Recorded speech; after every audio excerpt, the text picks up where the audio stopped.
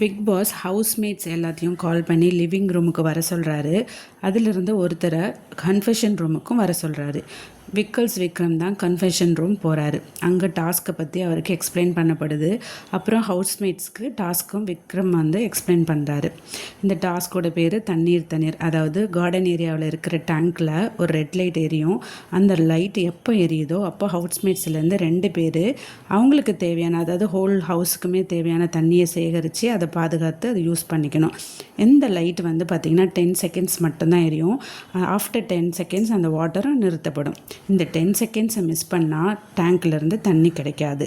So இந்த 2 பேர் யாருன்னு சொல்லிட்டு ஹவுஸ்மேட்ஸ்லேருந்து செலக்ட் பண்ண சொல்கிறாங்க. ஒருத்தர் சூப்பர் டீலக்ஸ்லேருந்தும் ஒருத்தர் பிக் பாஸ் ஹவுஸ்மேட்ஸ்லேருந்தும் செலக்ட் பண்ணுறாங்க. ஸோ ஒருத்தர் சூப்பர் டீலக்ஸ்லேருந்து கமர்தீன் செலக்ட் பண்ணப்படுறாரு. பிபி ஹவுஸ்மேட்ஸ்லேருந்து சபரி அவர்கள் செலக்ட் பண்ணப்படுறாங்க. ஸோ இவங்க 2 பேர் தான் இந்த வாரத்துக்கான வாட்டர் இன்சார்ஜும் வாட்டர் சூப்பர்வைசருக்கு அசிஸ்டண்ட்டும். வாட்டர் சூப்பர்வைசர் யாருன்னா சூப்பர் டீலக்ஸில் இருக்கிற கமர்தீன். அவருக்கு ஹெல்ப்பராக இருக்கிறது தான் பிபி ஹவுஸ்மேட்ஸ்லேருந்து சபரி. ஸோ இந்த வாரம் இதுதான் டாஸ்க்கு.